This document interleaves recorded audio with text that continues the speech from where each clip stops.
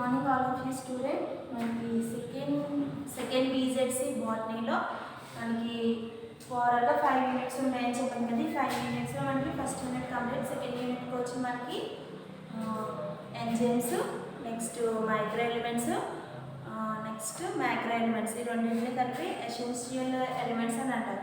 So మనం first 2 క్లాసుల్లో కూడా మనకి మైక్రో ఎలిమెంట్స్ గురించి తెలుసుకున్నాం, నెక్స్ట్ మ్యాక్రో ఎలిమెంట్స్ గురించి కూడా తెలుసుకున్నాం. ఇప్పుడు మనకి వచ్చి థర్డ్ టాపిక్ వచ్చి ఎంజైమ్స్. ఎంజైమ్స్ అనేవి మనకి ఏ విధంగా సెల్ లోపల డెవలప్మెంట్ అవుతాయి, వాటి యొక్క మెకానిజం ఏ విధంగా ఉంటుంది అనేది మనం టుడే క్లాస్లో డిస్కస్ చేసుకున్నాం. ఫస్ట్ ఆఫ్ ఆల్ ఎంజైమ్స్ అంటే ఏంటి? What are the enzymes? Enzymes are proteins in nature and catalytic in their action. They speed up to the reaction without being and themselves used the change. The role of the enzymes in the chemical reactions is to lower the activation energy, so the biochemical reactions takes place even the low temperatures.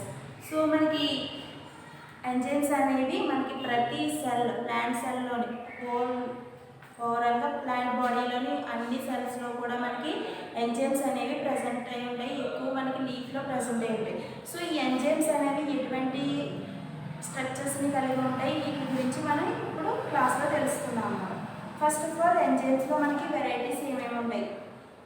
Enzymes have the certain and active styles of the attachment of the substrate and molecules and resulting the formation of enzyme substrate complex.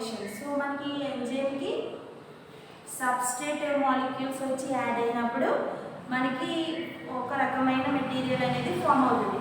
అలా form అయిన material ఏమంటారంటే enzyme substrate complex అంటారు. So enzyme substrate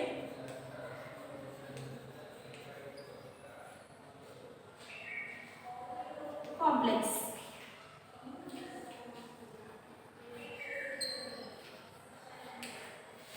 so అంటే ఏంటి? Enzyme and substrate, enzyme substrate complexion. So ఎంజైమ్ని ఈలో చూపిస్తారు, సబ్స్ట్రేట్ని మనకి ఎస్తో చూపిస్తారు. ఈ రెండు మిక్స్ అయినప్పుడు మనకి ఏర్పడే ప్రోడక్ట్ ఏంటంటే ఈఎస్, ఎంజైమ్ సబ్స్ట్రేట్ కాంప్లెక్షన్ అంటారు. అంటే ఎంజైమ్ సబ్స్ట్రేట్ అంటే ఏదైనా ఒక ఎలిమెంట్కి సంబంధించిన మెటీరియల్ రెండు మిక్స్ అయినప్పుడు మనకి ఏర్పడే బై ప్రోడక్ట్ ఏంటంటే ఈఎస్ఆర్. సో ఓవరాల్కి ఈఎస్ని ఏమంటారంటే ఎంజైమ్ సబ్స్ట్రేట్ కాంప్లెక్షన్ అని అంటారు. సో ఇది ఏ విధంగా ఫామ్ అవుతుంది దీని గురించి మనం చూద్దాం.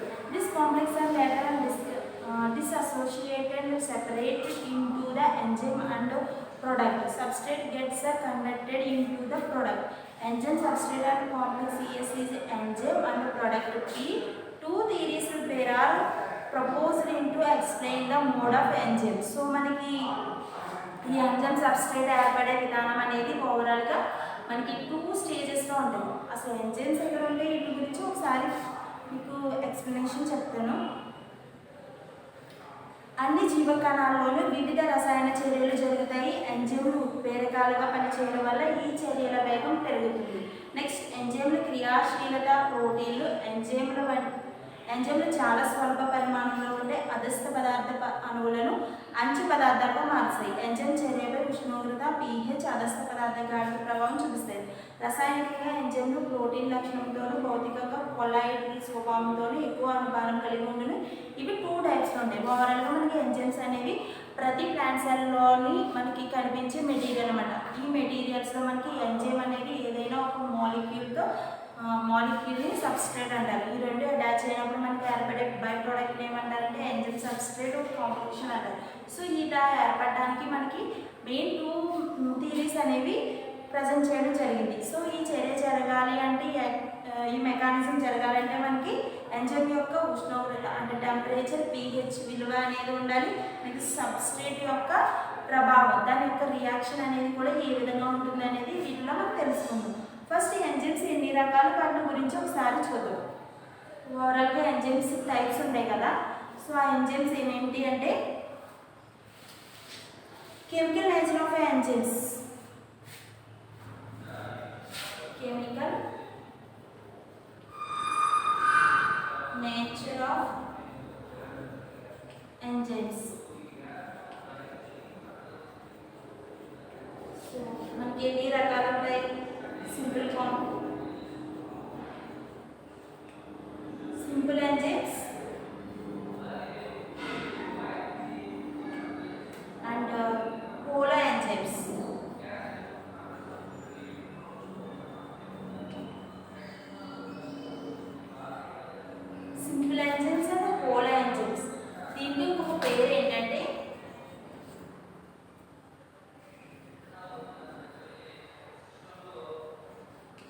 కాంజుగేటెడ్ ఎంజైమ్స్ అని కూడా అంటారు వీటిని.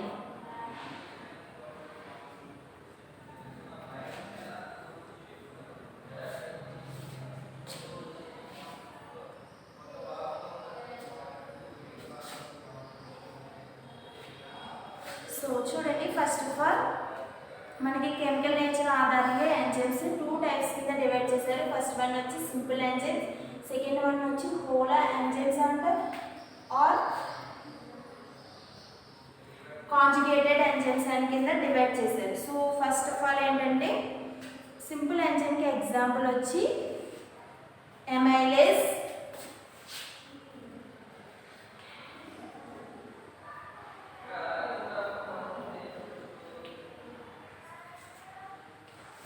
ట్రైపేజ్, trypsin.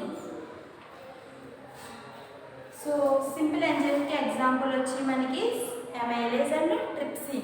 So the enzyme contains only proteins. Only proteins తో మిక్స్ అయిన మెటీరియల్ని ఏమంటారంటే ఎంజైమ్స్ అంటారు. సో ఈ ఎంజైమ్స్లో మనకి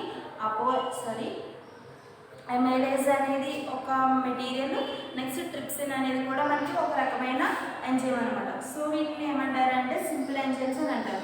polar enzymes and conjugated enzymes.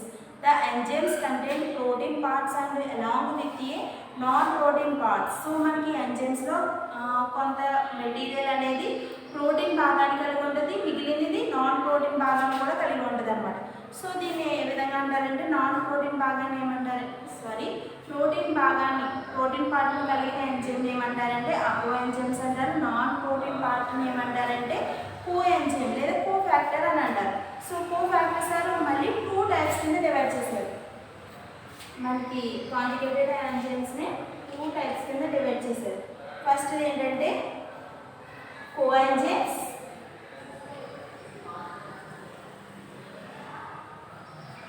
Second one వచ్చి ఆర్గానిక్ ఫ్యాక్టర్స్.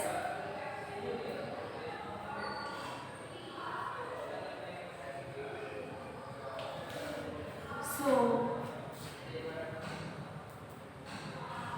కో ఎంజైమ్ వచ్చి మనకి మెటలాయిడ్స్ అండ్ ఆర్గానిక్ ఫ్యాక్టర్స్ కింద డివైడ్ చేశారు. అందులో మనకి కెటలేజ్ అనేది ఫెర్రస్, హెక్సోకైనేజ్ అనేది మాంగనీస్తో, metal ions are tightly attached to protein parts of the enzyme. So మనకి ప్రోటీన్ పార్ట్ అనే ఎంజైమ్కి మనకి కొన్ని రకాల కెటలేజెస్ అనేవి యాడ్ అవుతాయి. అవి ఏంటి? Ferrous Fe+2 and Mg+2. So ఈ ఎలిమెంట్స్ అనేవి మనకి సబ్స్ట్రేట్స్ కింద పనిచేస్తాయి. సో మనకి ఎంజైమ్ పైన ఇవి పై భాగంలో అటాచ్ అవుతాయి కాబట్టి దీన్ని కో ఎంజైమ్స్ అని అంటారు. సో మనకి ఇందులో ఆర్గానిక్ ఫ్యాక్టర్స్ కూడా ఉన్నాయి. So there are factory of 2 types coenzymes అంటే ఎడినిన్ అండ్ ఇండ్యూట్ and TPP thiamine prophosphate. This is the organic molecules are loosely and attached to the protein part of the enzyme. So మనకి protein పార్ట్కి మనకి ఈ enzymes అనేవి కొంచెం లూజ్గా attach అయి ఉంటాయి. ఫస్ట్ వన్ ఏంటి? మెటల్ అయాన్స్లో మనకి ఇవి టైటిల్లీ ఫిక్స్ అయి ఉంటాయి. నెక్స్ట్ వన్ వచ్చి మనకి లూజ్గా ప్రోటీన్ పార్ట్స్కి మనకి ఇవి అటాచ్ అయి ఉంటాయి అన్నమాట. సో మనకి ఇందులో ఏమేమి ఉంటాయంటే prosthetics groups. Example him moiety of the peroxides. They are tightly attached the protein part of the enzyme. Finally, the enzyme having one polypeptide chain is called as monomeric. The enzymes having the more polypeptide chains are called oligomeric. So మనకి ఇందులో కూడా మనకి polymeric and polypeptide chains అనేవి ఏర్పడతాయి. So వీటిని ఏమంటారంటే oligomeric అని కూడా అంటారనమాట. సో వీటిలో మనకి ఏ విధమైన రియాక్షన్స్ జరుగుతాయో ఒకసారి చూద్దాం. రసాయనిక ఎంజైమ్లను ప్రోటీన్ లక్షణాలతోనూ భౌతికంగా కొలైన్ లక్షణంతోనూ ఉంటాయని చెప్పాను కదా. సో వీటి ఆధారంగా మనకి ఎంజైమ్స్ని 2 టైప్స్ కింద డివైడ్ చేశారు. ఒకటి సరళ ఎంజైమ్, రెండవది సంయోజిత ఎంజైమ్. సరళ ఎంజైమ్కి ఎగ్జాంపుల్ వచ్చి మనకి ట్రిప్సిన్ అండ్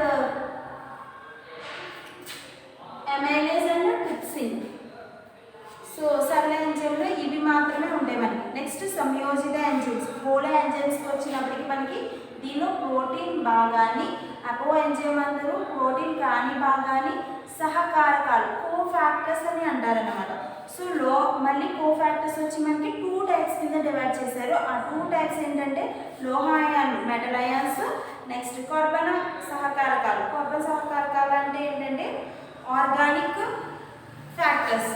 సో ఆర్గానిక్ మనకి లోహ అయాన్లో వచ్చినప్పటికి కెటలేస్ ఫెర్రస్, హెక్సోకైనేజ్ అనే ఎంజైము, మెగ్నీషియం లోహంతో మనకి ఎంజైమ్లు ప్రోటీన్లు దృఢంగా అంటపెట్టుకుని ఉంటాయి. సో మనకి ప్రోటీన్ భాగంతో ఈ మెటల్స్ అనేవి ఎక్కువగా టైట్లీ అటాచ్ అయి ఉంటాయి కాబట్టి వీటిని లోహ మెటల్ అయాన్స్ అని అంటారు. నెక్స్ట్ కార్బన్ కారకాలు అంటే ఆర్గానిక్ ఫ్యాక్టర్స్. ఇవి ఏ విధంగా ఉంటాయి, మళ్ళీ 2 టైప్స్ కింద ఉంటాయి అన్నమాట ఆర్గానిక్ ఫ్యాక్టర్స్ అనేవి. ఫస్ట్ వచ్చి సహ ఎంజైమ్, రెండోది ప్రొటిస్టిక్ సమూహాలు. సో అంటే ఏంటి, ఆర్గానిక్ మాలిక్యూల్స్ సంబంధించిన ఒకటి, ప్రొటిస్టిక్ గ్రూప్స్ అనేవి 2 ఫామ్ అవుతాయి అన్నమాట. సో సహ ఎంజైమ్స్ అంటే ఏంటంటే NAD, TPP థైమిన్ పైరోఫాస్ఫేట్ ఎంజైమ్లు ప్రోటీన్లకు బదులుగా బంధితమై ఉన్న సరళ కర్బనాంగులను సహ ఎంజైమ్స్ అంటారు. సో ఈ ఎంజైమ్స్తో పాటు మనకి అదర్ ఎంజైమ్స్ కూడా వీటితో పాటు అటాచ్ అవుతాయి కాబట్టి దీన్ని ఏమంటారంటే సహ ఎంజైమ్స్ అని అంటారు. ప్రోస్టిక్ సముదాయాలు అంటే ఏంటంటే ఎంజైమ్ ప్రోటీన్లకు దృఢంగా అంటిపెట్టుకుని ఉండే సహకారకాలను ప్రొటిస్టిక్ సముదాయాలు అంటారు. అంటే సహకారకాలు అంటే ప్రోటీన్స్కి మనకి ఇతర ఎంజైమ్స్ ఎలిమెంట్స్ కూడా మనకి అటాచ్ అవ్వడం జరుగుతుంది అన్నమాట. సో ఇలా ఏర్పడిన గ్రూప్స్ని ఏమంటారంటే ప్రొటిస్టిక్ సముదాయాలు. అంటే ప్రొటిస్టిక్ సముదాయాలు అంటే ఒక బంచ్ ఆఫ్ ఎంజైమ్స్ అన్నీ కూడా ఒక గ్రూప్ కింద ఫామ్ అయితే కనుక దాన్ని ఏమంటారంటే ప్రొటిస్టిక్ గ్రూప్స్ అని అంటారు. సో ఈ ఎగ్జాంపుల్ ఏంటంటే పెరాక్సిడేస్ యొక్క హీమ్ అంతర్భాగం చివరిగా ఒక ఎంజైమ్తో పాలిపెప్టైడ్ గొలుసు ఉన్నట్ల దాన్ని మోనోమరిక్ అందరు. సో మనకి ఒకే పాలిపెప్టైడ్తో కనుక చైన్ కింద ఫామ్ అయితే దాన్ని ఏమంటారంటే మోనోమెరిక్ అందరు. ఎగ్జాంపుల్ ఏంటంటే ట్రిప్సిన్. సెకండ్ వన్ వచ్చి ఒక ఎంజైమ్లో 2 అంతకంటే ఎక్కువ పాలిపెప్టైడ్ గొలుసులు ఉన్న దాన్ని ఒలిగోమెరిక్ అందరు.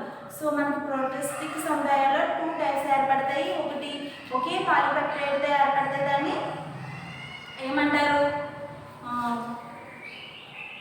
ఒలిగోమెరిక్ అంటారు, మోనోమెరిక్ అంటారు. అలా కాకుండా మోర్ దెన్ పాలిపెప్టైడ్ చైన్స్తో కనుక మనకి చైన్ అనేది ఫామ్ అవుతే దాన్ని ఏమంటారంటే ఒలిగోమెరిక్ అని అంటారు. ఎగ్జాంపుల్ ఫస్ట్ దానికి వచ్చి మనకి ట్రిప్సిన్, సెకండ్ వన్ వచ్చి మనకి పాస్పరిలేజ్. ఎంజైమ్ చర్య యాంత్రికం. నెక్స్ట్ ఇవన్నీ కూడా మనకి ఓవరాల్గా ఎంజైమ్స్లో ఉండే రకాలు, అందులో వచ్చే భాగాల గురించి వివరించడం జరిగింది కదా. నెక్స్ట్ మెకానిజం ఆఫ్ ఎంజైమ్స్ చూద్దాం.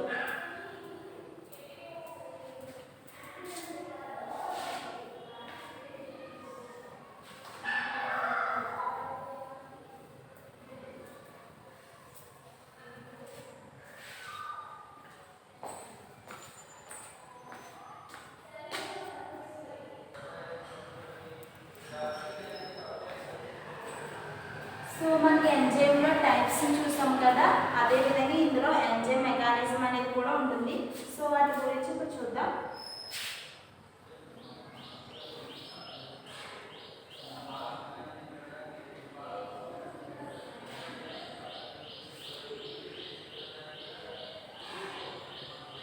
Mechanism of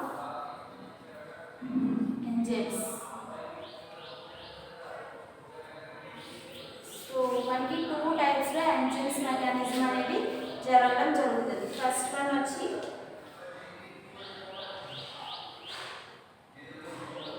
lock and key theory. Second one వచ్చి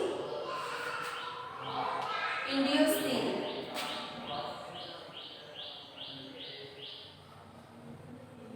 ఇండ్యూస్డ్ ఫిట్ థియరీ.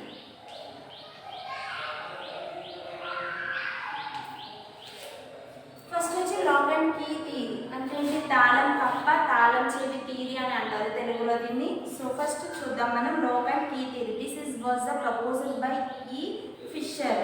సో మనకి థియరీని కనుగొన్న సైంటిస్ట్ ఎవరంటే ఈ ఫిషర్.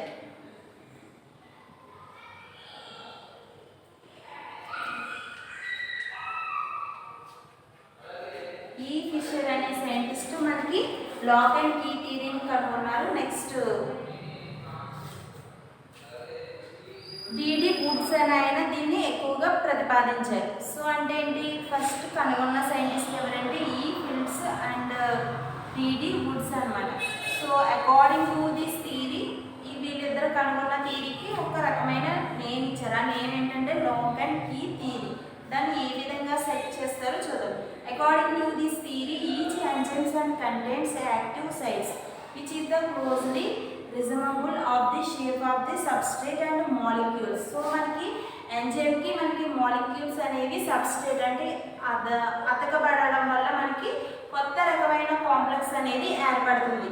సో అలా ఏర్పడినప్పుడు there are active sites of the enzymes and resemble lock and the substrate molecules at the key. So that two unit of from the enzyme and substrate complex. సో మనకి ఈ విధంగా ఏర్పడిన దాన్ని ఏమంటారంటే ఎంజైమ్ సబ్స్ట్రేట్ కాంప్లెక్స్ అంటారు.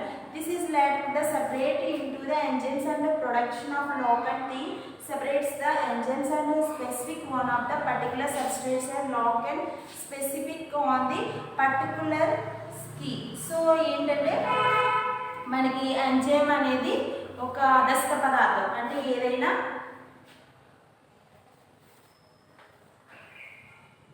రసాయనిక చర్యలో పాల్గొనాలంటే ఏ యౌగికమైన చైతన్యవంతంగా ఉండడానికి అధిక శక్తి కావాలి. కాబట్టి ఎక్కువ శక్తి లభించినప్పుడు రసాయనిక చర్యలు చురుగ్గా జరుగుతాయి.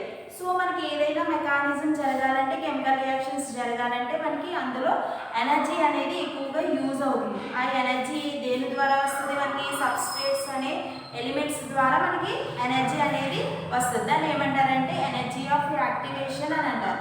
సో ఎంజైమ్ చర్య వల్ల ఈ క్రియాత్మక శక్తి అవసరం తగ్గించబడుతుంది. సుక్రోజ్ అణువులను ఆమ్లంతో జల విశ్లేషణ చేసి గ్లూకోజ్ ఫ్రక్టోజ్లను ఉత్పన్నం చేయాలంటే 32 క్యాలరీస్ ఎనర్జీ అవసరం అవుతుంది.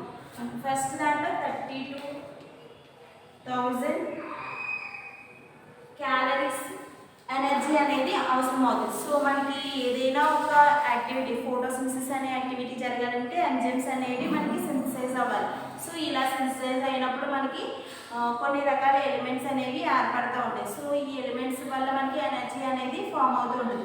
సో మనకి ఏదైనా ఒక యాక్టివిటీ జరగాలంటే మనకి సెల్లో ఉండవలసిన ఎనర్జీ శక్తి ఎంత అనమాట, 32,000 కిలో క్యాలరీస్ శక్తి అనేది అవసరం అవుతుంది. ఇదే విధంగా ఈ చర్య, సో ఈ విధంగా జరిగినప్పుడు మనకి గ్లూకోజ్ ఫ్రక్టోజ్ అనేవి ఏర్పడతాయి. సో ఇవి బై ప్రోడక్ట్ మిశ్రమాలు అన్నమాట. సో సుక్రోజ్ లేదా ఇన్వర్టేజ్ అనే ఎంజైమ్ ప్రభావంతో జరిగినప్పుడు 9,400 కిలో క్యాలరీల శక్తి అవసరం అన్నమాట. సో మనకి ఫస్ట్ సుక్రోజ్ నుంచి గ్లూకోజ్ ఏర్పడాలంటే 32 క్యాలరీస్ ఎనర్జీ అవసరం. నెక్స్ట్ అదేవిధంగా సుక్రోజ్ నుంచి ఇన్వర్టేజ్ అనేది ఏర్పడాలంటే మనకి 9,400 కిలో క్యాలరీల శక్తి ఎనర్జీ అనేది మనకి ఎంజైమ్కి అవసరం అవుతుంది అన్నమాట. సో ఎంజైమ్ ప్రభావం వల్ల ఏ విధంగా క్రియాత్మక శక్తి పరిమాణం తగ్గించబడుతుందో సరిగా తెలియదు. ఎంజైమ్ ప్రభావం వల్ల కొన్ని రసాయనిక చర్యల్లో విడుదలైన శక్తి ఏటీపీ లేదా జీటీపీ అణువుల్లోనికి చేర్చబడుతుంది. సో ఏటీపీ లేదా జీటీపీ అణువుల్లోనికి చేర్చబడుతుంది అంటే ఏంటంటే కణాలు వృద్ధి చెందడంలోనూ సక్రియ శోషణ ఇతర నిర్మాణాత్మక క్రియల్లోనూ ఉపయోగపడుతుంది. సో ఎంజైమ్లో మనకి సింథసైజ్, కెమికల్ సింథసైజ్ అనేది జరిగినప్పుడు ఆటోమేటిక్గా మనకి ఎనర్జీ అనేది రిలీజ్ అవుతూ ఉంటుంది. సో ఆ ఎనర్జీ అనేది మనకి ఏటీపీ రూపంలో, ఎడినోసిన్ ట్రైఫాస్ఫేట్ రూపంలో లేదా జీటీపీ గ్లైకో ట్రైఫాస్ఫేట్ అణువుల రూపంలో కనుక మనకి రిలీజ్ అవ్వడం జరుగుతుంది. సో ఓవరాల్గా ఇదంతటి కూడా మనకి లాక్ అండ్ కీ థియరీ అనేది ఎక్కువగా ఉపయోగపడుతుంది అనమాట. దీన్ని ఒక అలాగే మనకి కణాల్లో సెల్స్ లోపల కూడా మనకి వృద్ధి చెందడం అంటే కణాలు అనేవి ఎక్కువ డెవలప్మెంట్ అవ్వడానికి కూడా అవకాశం ఉంటుంది. నెక్స్ట్ సక్రియ శోషణకి, నెక్స్ట్ ఇతర నిర్మాణాత్మక ప్రక్రియల్లోనూ అంటే ఏంటి సెల్ యొక్క డెవలప్మెంట్ ప్లస్ దాని యొక్క యాక్టివిటీస్ అన్నిటిలో కూడా మనకి ఎనర్జీ అనేది అవసరం అవుతుంది. సో దీన్ని ఒక డయాగ్రమాటిక్ రూపంలో తీసుకున్నప్పుడు మనకి ఏ విధంగా కనిపిస్తుందో ఇప్పుడు చూద్దాం.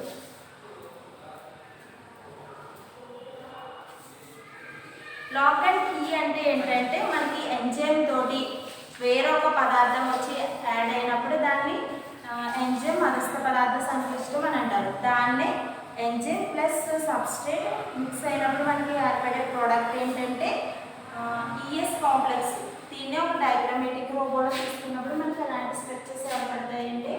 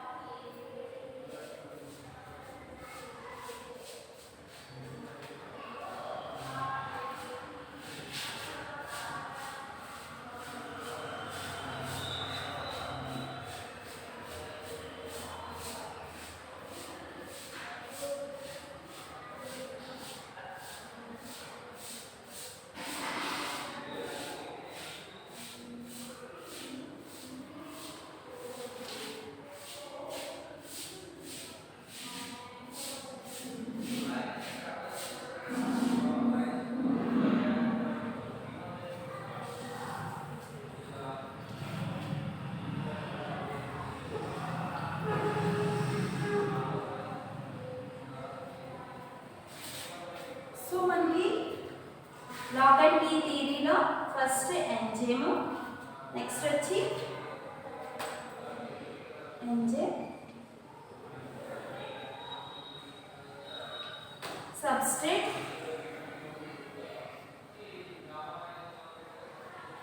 దీన్ని ఏమంటారంటే ఎంజైమ్ సబ్స్ట్రేట్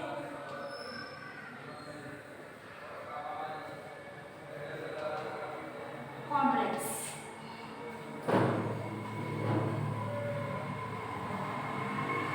సో ఈ విధంగా ఏర్పడినప్పుడు మనకి గ్లూకోజ్, సుక్రోజ్ అనేవి ఏర్పడుతూ ఉంటాయి అన్నమాట. సో బై ప్రోడక్ట్ అనేది మనకి నెక్స్ట్ ఎనర్జీ లెవెల్స్లో ఏమవుతుందంటే మనకి ఆ రెండు విడిపోవడం జరుగుతుంది. సో మనకి గ్లూకోజ్ అనేది ఒక అణువు కింద విడిపోతుంది, నెక్స్ట్ ఇన్వర్టేజ్ అనేది ఒక అణువు కింద విడిపోతుంది అనమాట. సో ఓవరాల్గా ఈ చర్య అంతటిని ఏమంటారు అంటే ఎంజైమ్ సబ్స్ట్రేట్ కాంప్లెక్షన్ అని అంటారు. సో ఈ విధంగా ఏర్పడిన మెటీరియల్ ఎంజైమ్ సబ్స్ట్రేట్ కాంప్లెక్షన్ అంటారు. ఓన్లీ లాక్ అండ్ కీ ఈ థియరీలో మాత్రమే మనకి ఎంజైమ్ సబ్స్ట్రేట్ కాంప్లెక్షన్ అనేది ఏర్పడుతుంది. సో ఈ ఎంజైమ్ సబ్స్ట్రేట్తో యాడ్ అయినప్పుడు మనకి కాంప్లెక్స్ ఏర్పడుతుంది. మళ్ళీ ఇది రియాక్షన్ చెంది మనకి కెమికల్ రియాక్షన్స్ వల్ల ఏమవుతుందంటే ఎంజైమ్ అనేది విడిపోవడం జరుగుతుంది అనమాట. అది విడిపోయినప్పుడు మనకి రెండు పార్ట్స్ కింద విడిపోవడం జరుగుతుంది. ఓవరాల్గా థియరీ అంతటిని కలిపి ఏమంటారంటే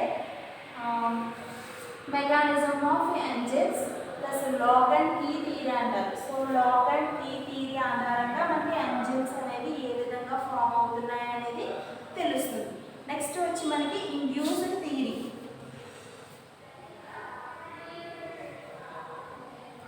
ఇండ్యూస్డ్ థియరీ అనేది మనకి ఏ విధంగా ఉంటుందో ఇప్పుడు చూద్దాం. సో ఇది కూడా మనకి ఇంచుమించు లాక్ అండ్ కీ థియరీనే కలిగి ఉంటుంది. సో అదేంటో ఇప్పుడు ఒకసారి చూద్దాం.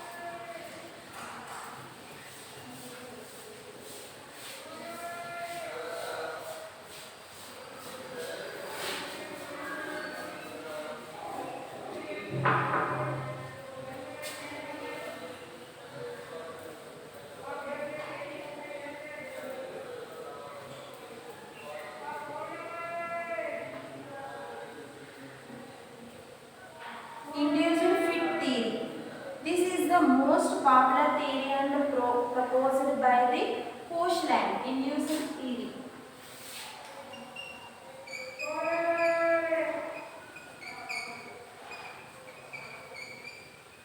Induced theory. దీన్ని కోష్లాండ్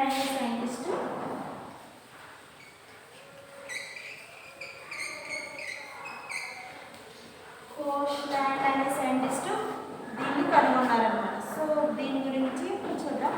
The substrate molecules are not complementary on the active sites of the enzymes. In the beginning, and enzymes and molecules are flexible, so the substrate and before the reactions induce the suitable changes at the active sites of the enzymes. Now the substrate fit into the active site, forming enzymes and substrates, and complex later separate into the enzymes.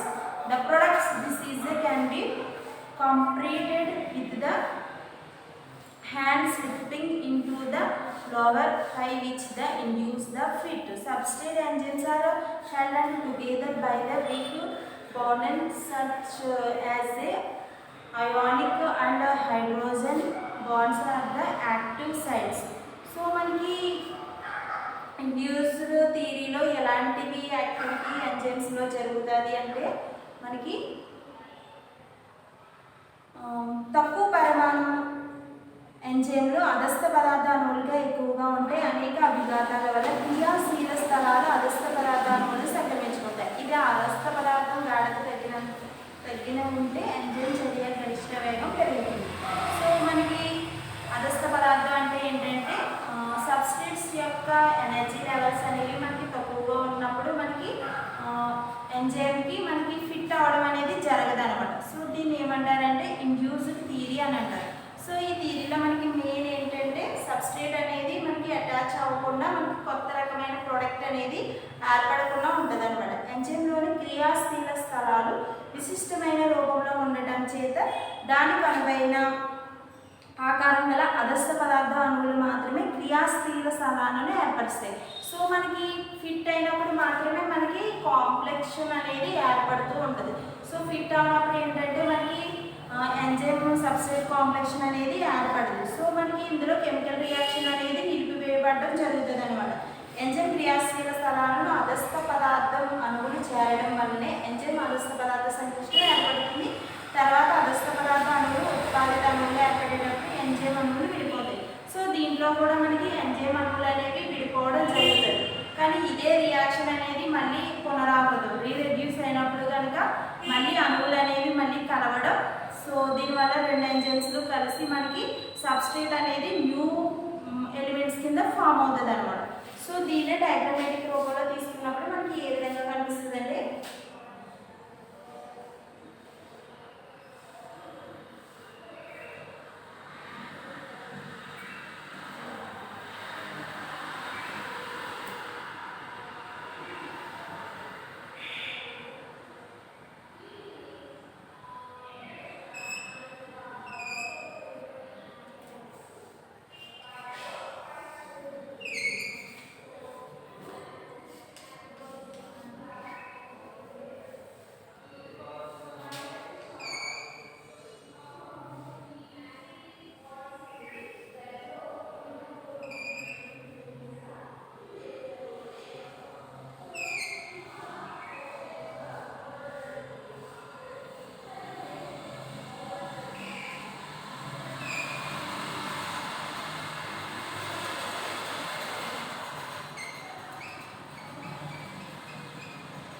no reaction. Enzyme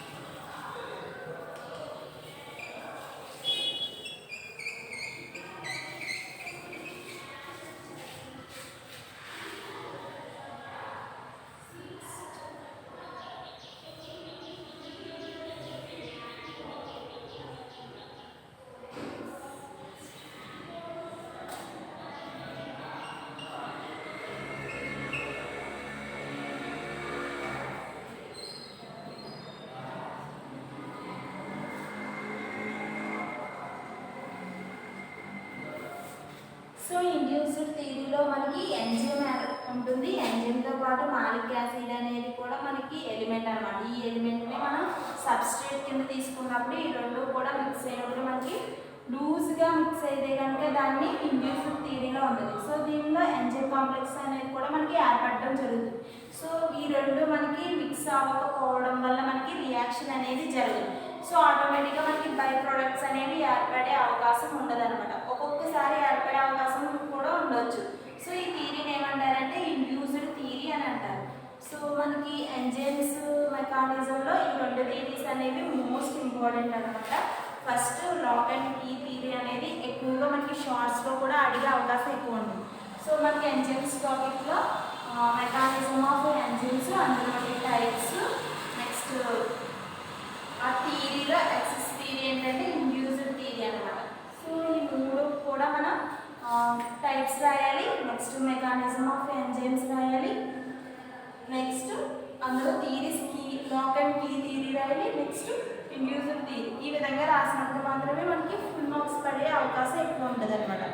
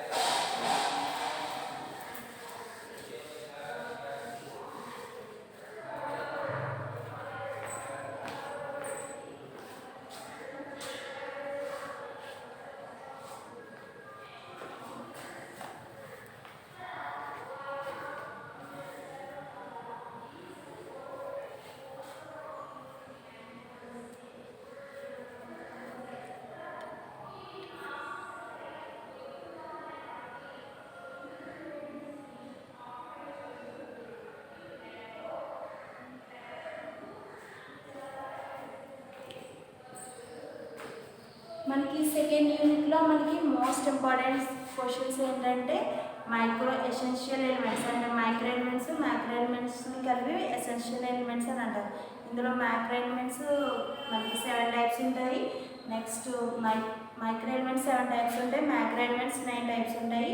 so ఈ రెండు కూడా most important questions అనమాట second యూనిట్లో. అదేవిధంగా మనకి ఈ యూనిట్లోనే enzyme mechanism అనేది కూడా మనకి మోస్ట్ ఇంపార్టెంట్ క్వశ్చన్స్ అనమాట. ఇందులో టైప్స్, నెక్స్ట్ మెకానిజం యొక్క థియరీస్ ఉంటాయి, రెండు theory, lock and key theory and induced theory. ఈ రెండు కూడా మనకి ఎంజైమ్ మెకానిజంలోనికి వస్తాయి అన్నమాట. సో ఇప్పటి వరకు మనకి సెకండ్ యూనిట్ నుంచి త్రీ కంటెంట్స్ కంప్లీట్ అనమాట. Macro elements, micro elements and enzyme mechanism. So ఇవన్నీ కూడా మనకి సెకండ్ యూనిట్ నుంచి చదవవలసిన మోస్ట్ ఇంపార్టెంట్ క్వశ్చన్స్. నెక్స్ట్ క్లాస్లో మిగిలిన టాపిక్స్ డిస్కస్ చేసుకున్నాం. Thank you to all.